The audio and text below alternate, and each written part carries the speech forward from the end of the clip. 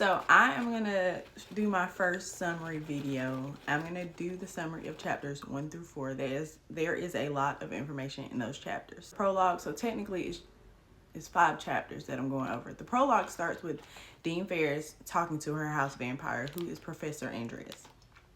Pretty sure I'm saying his name right, but if I'm mispronouncing, forgive me. They're speaking about Aunt Celia. Aunt Celia is June and Keaton's aunt, their mother's sister. She's dead now in the prologue, but she dies of a illness, and it's told in this prologue she took those two away from the university to protect them. And that's as far as I can go because, of course, I've read, so I'll know a lot more now that I've read the second book.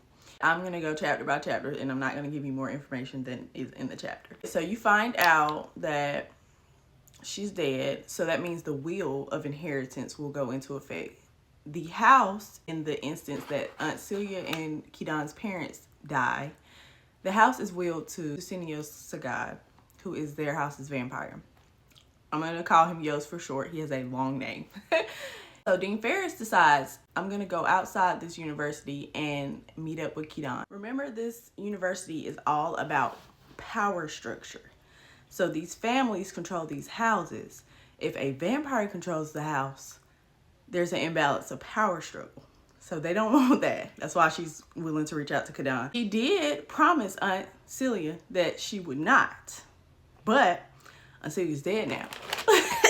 So she reaches out to Keaton, bails her out of jail because Keaton is in jail for murder. She basically tells Keaton, June is not at this university, but the vampire, I can't accuse him without proof.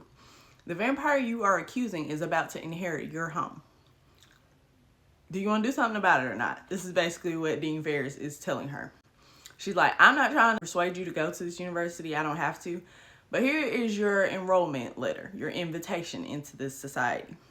If you take it, this is the will you are contesting, and you can find proof about your sister. She basically gives Keaton the will, and in the will it says the vampire who is to inherit has to stay in the house for 28 days alone. Aunt Celia has died, so this goes into effect. Yos is in the house by himself if she does not do anything about it. So 28 days in solitude, he has to be by himself. So he is in the house by himself. If she chooses to go to this university, they inherit the houses through learning. If she goes to this university, she is to stay in the house. If she's in the house, he can't inherit because that's the loophole. He can't inherit because he's not by himself in the house. In reading this that the dean has given her, she sees somebody going to the locker that she's been leaving letters for her aunt in. She goes over there and the person's gone. She goes over there and there's something in the locker. In the locker, there's a book that Aunt Celia has left her, encouraging her to run and not go to this university. But Celia knew that Dean Ferris would not keep her promise in not contacting those two, even though Dean Ferris promised that she would. Anyway, so Celia leaves her information on the houses and everything she is basically to know. And she lets her know that June is somewhere in this mix. Not in the university itself. She doesn't know that. She has not been able to find her before her death. But she lets her know she's somewhere in this plot. And if you're going to stay and not run like I want you to, then you need to have knowledge. You need to know what's going on. She gives her the option to run and also something to ingest so that it seems like she's dying.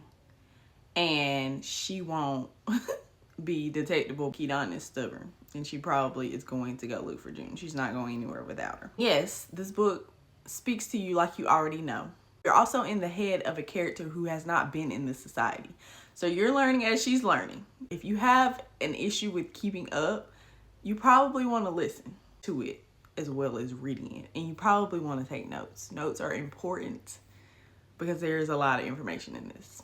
That is all I got for the prologue, chapters 1 through 4, and also Aunt Celia's note that she left for Keaton. Bye.